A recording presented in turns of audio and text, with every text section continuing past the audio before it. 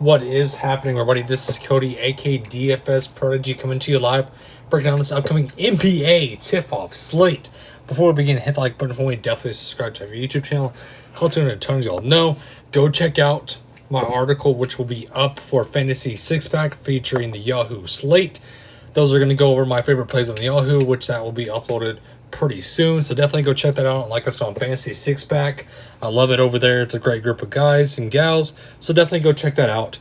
And then, like I said, come hop into the Discord. We're chatting it up for the NBA slate. I cannot wait to talk to y'all about that. This is one of my favorite sports, especially breaking down the players. But we're here for NBA. Y'all are here for NBA tip-off. We got Sunday Night Football on. In the background, we have this slate ready to go. And let's dig in. So let's start with Brooklyn. Brooklyn at Milwaukee. So Brooklyn in the last preseason slate, they looked good. They didn't look too bad against Minnesota. So looking at this team, though, we saw Blake Griffin not play. So that does take in consideration how this team is going to play. But there's no Kyrie already. We know that he's not playing because of the vaccination, stuff like that. It's a lot of just shenanigans going on with him. There's no telling when he's going to play. It seems like they're almost always following him. So I'm kind of off on him.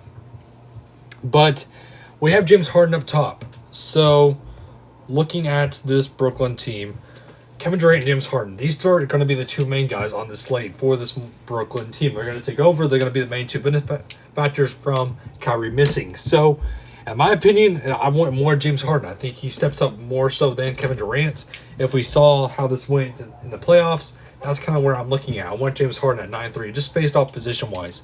Because looking at the forwards, I'd much rather go to Giannis, you know what I mean? So looking at this, I'd much rather go to James Harden over over Kevin Durant, but that's just my personal bias. And then dropping down to a guy like Blake Griffin. 5'4". So now there's LaMarcus Aldridge, there's Claxton, and there's Paul Millsap. There's a bunch of bigs on this team now. How is this going to be an effect for Blake Griffin? That's the main thing. So Blake Griffin, yes, he does have the upside.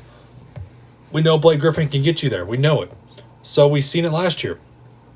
It's just, I don't know what I want to do with him is the issue. Because we have a couple more bigs on the team, but at 5'4", that's an okay price tag. I don't mind that price tag for him. If you much rather go to somebody in the mid-tier. But Claxton at 4,000, not really for me. I don't really want Nicholas Claxton, even though he did look decent in the preseason. I'm much rather go to Blake Griffin. Aldridge at 3.9, you may think that that's too cheap, which I do think so. I do think that's too cheap. So if he does in fact start, this all is depending on the starting lineup also. I do want LaMarcus Aldridge at 3.9. I do.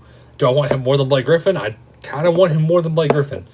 Because at 3.9, that's way too cheap. And then Paul Millsap, kind of a similar story. If Paul Millsap starts, say they put Paul at the 4 and then put possibly Aldridge at the 5, I do like Paul Millsap at 3.8. We've seen him on the Nuggets. He does have upside. And then Patty Mills, I do like Patty Mills. It's going to be him and Carter basically stepping up for the no-show of Kyrie. So Patty Mills, 3.7, I do like that. So let's say they start possibly Kevin Durant. They start James Harden. And then they start Patty Mills with Aldridge and Millsap. There's your 5. And then they move possibly Joe Harris to the bench. We could see that. But talking about Joe Harris, since I did skip over him, 5'8", it's all going to be about scoring for him. He's very, very scoring dependent. I don't trust Joe Harris. If he burns me, he burns me with a 3. I'll take it and leave it. But again, I'm not playing him. And then the guy I do want to talk about coming off the bench is Cam Thomas. Cam Thomas, he's done really well. I know he didn't play much in the last preseason game, but he's looked good off the bench. I mean, he could be the backup for possibly Patty Mills. I do like him at 3,000. As much as I hate to say that, I do like what I see out of this kid. He's going to be a star in the league one day. I'm already calling it. Cam Thomas is the way to go. I do like him off the bench. I do like him as a value play at 3,000 if you want to be different and punt at the point guard position. But looking at the Bucks, so here we go with the Bucks. Giannis 10,000. We know that he should be able to smash this defense. We know how bad Brooklyn's defense is. It hasn't changed. I want all of Giannis here.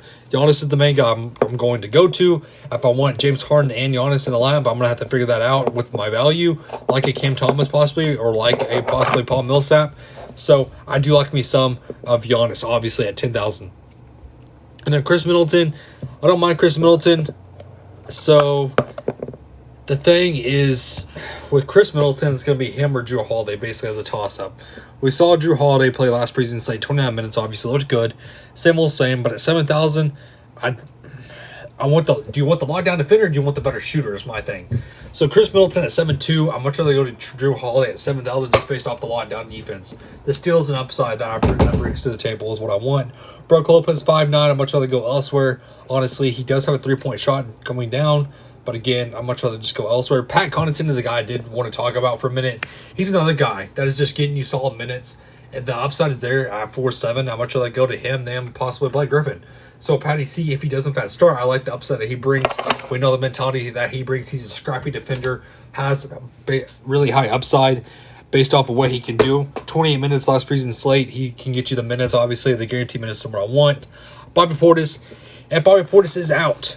And then that's going to open up more minutes for a guy coming off the bench. So, if in fact there is no Bobby Portis, the main benefactor will be probably Bryant. But again, do I want Bryant? Do I want Steve?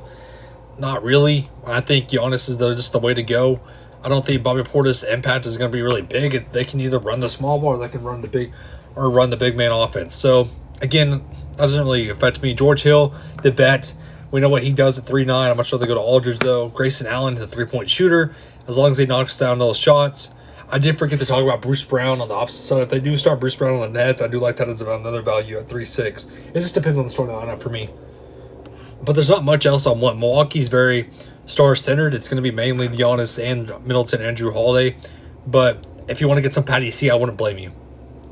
And the Golden State Warriors versus LA. So let's start with the Warriors. 9-4 for Steph Curry. You're going to have to figure out who you want to pay out for. How much do they go to a guy like James Harden than Steph Curry? So that's basically where you're going to make some choices. But we know Steph Curry is the upside. We know what he brings to the table. That three-point shot, the stardom. We know that. And then Draymond Green at 6'8". I think this price tag is too cheap at 6'8". But doesn't really have a high upside unless he gets it done on the defensive end.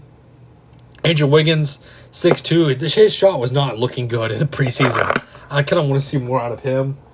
And they're looking at possibly Otto Porter Jr. If he doesn't come off the bench, he's going to be the main guy off the bench. So at 5'3", I do like that. So James Wiseman, we need to wait and see what happens to James Wiseman. I don't think he's obviously not going to play. But in the next few slates, we need to keep an eye out on him because it's going to be a minute before he starts. But Jordan Poole, 4'8" is way too cheap. Jordan Poole has been the man amongst boys in the preseason. I like what he brings to the table. I like his upside. He's going to be a 6 Man of the Year candidate along with Tyler Hero. It's going to be them two basically going back and forth. So I like Jordan Poole at 4'8". He's way too cheap. And then Kevon Looney is going to see the bulk of the minutes over James Wiseman now. I do like me some Kevon Looney. And then the rest of the guys, Damian Lee, not really for me. Iggy, Toscano Anderson, not really. Bielitsa is going to see more minutes now with no James Wiseman. I do like that. At 3.4, that's a little bit cheap for him.